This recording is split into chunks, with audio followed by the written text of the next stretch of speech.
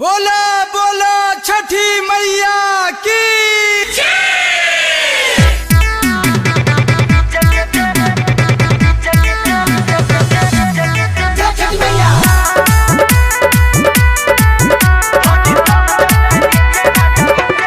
Music by सुगम राजा।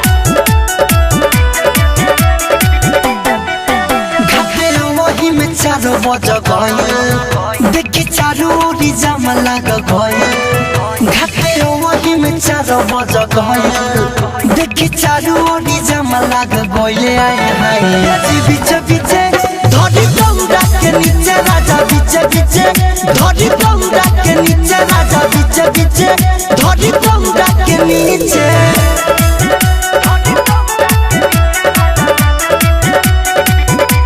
बोला बोला छठी मैया की ए राजा धीरे से धरा हो होली से दौड़ा भरल बा। बारी कैसे बती तरती ठेकुआ छाने में जरल बा। ए राजा धीरे से धरा हो होली से दौड़ा भरल बा। बारी कैसे बती तरती ठेकुआ छाने में जरल बा।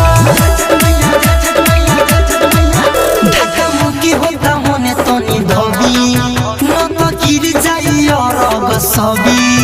ढाका मुकी होता होने तनी धोबी न तो गिर जाई अरग सबी। आए हाय बीचे बीचे धरी दौड़ा के नीचे राजा बीचे बीचे धरी दौड़ा के नीचे राजा बीचे बीचे धरी दौड़ा के नीचे।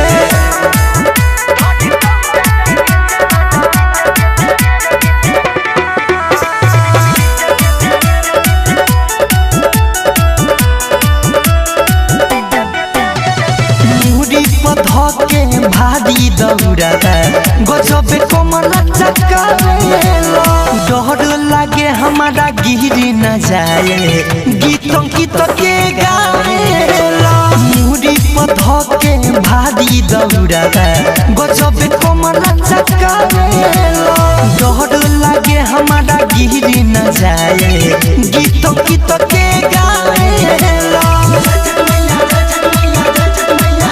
राइटो मिथल सहेने आई तोनी बोहनी में हाथावा लगाई।